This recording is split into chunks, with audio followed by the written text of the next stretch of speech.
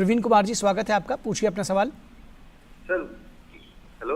जी जी, पूछिए अपना सवाल, हम आपको सुन पा रहे हैं। Good morning sir. गुड मैं मॉर्निंग। झारखंड बोकारो से बात कर रहा हूँ। मैं नया इन्वेस्टर हूँ। मैं ये जानना चाहता हूँ कि कैपिटल मार्केट में एंटर करने का सही समय क्या है, क्योंकि अभी सेंसेक्स सबसे ज्यादा पॉइंट पे है, 60,000 पॉइंट क्रॉस कर चुका है, अभी बूम पे है। क्या अभी मार्केट में एंटर करने का सही समय है या बाद में कर सकते हैं? जी महेश्वरी जी, कैपिटल मार्केट में एंटर करने का सही समय क्या है? देखिए, बहुत ही आपका बहुत ही सोचा हुआ बड़ा सिंपल क्वेश्चन है और जिसका आंसर भी उतना ही सिंपल है। हर समय एक सही समय है। आप कभी भी सही समय को पकड़ नहीं सकते। जब मार्केट डाउन ट्रेंड में आती है, आदमी सोचता है अभी मार्केट महंगी है, अभी हीटेड है, शायद मैं वेट करूं करेक्शन का। लेकिन जब मार्केट में करेक्शन होने लगती है तो इन्वेस्टर सोचता है कि शायद ये डाउनफॉल और ज्यादा तो नहीं होगा। जिन लोगों ने 11,000 निफ्टी देखा था उन्होंने 10,000 पे भी बाई नहीं किया। 10,000 वालों ने सोचा कि शायद मार्केट 9,000 ना आ जाए।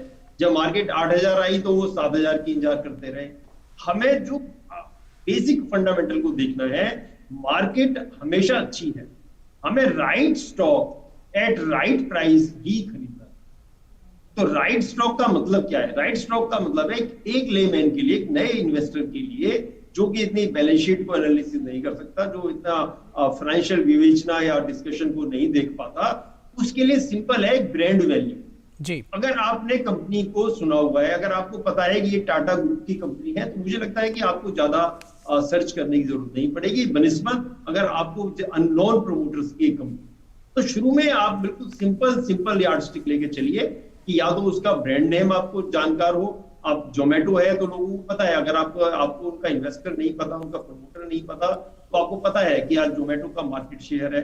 नौकरी.com है, आपको पता है कि उसका मार्केट शेयर है। तो या तो आप उस ब्रांड को लीजिए और या आप प्रोमोटर्स पे ऊपर ही फाइनेंस कीजिए। जब या थोड़ा सा मार्केट को हल्का सा समझ जाएंगे, आपको देखना पड़ेगा कि अब हमारी नई इंडस्ट्री क्या है, क्या इंडस्ट्री है जिसमें ग्रोथ होने वाली है।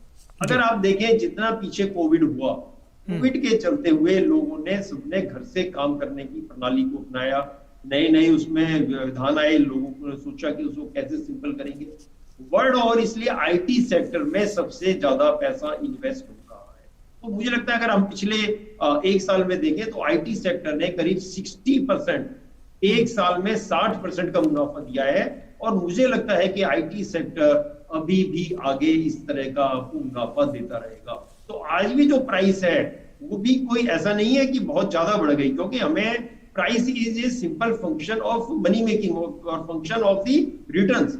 अगर ईपीएस अच्छी है, अगर रिटर्न्स अच्छी है, तो मैं आज भी इस प्राइस पे आईटी सेक्टर्स में शेयर खरीद सकता हूं। अब आईटी सेक्टर्स को भी अगर हम देखें, अगर इन्वेस्टर के हिसाब से चलें, तो ये दो भागों में बट गई है।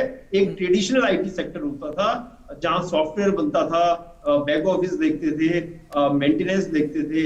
एक है न्यू, जो लेटेस्ट नया अल्ट्रा जो आईटी सेक्टर आ गया है, जहां एआई बेस है, जहां इन्वेस्टर काम या जो ऑपरेटर है वो काम नहीं कर रहा, वो आर्टिफिशियल इंटेलिजेंस बेस काम कर रहा है या वो नेटवर्क के बेस में काम कर रहा है।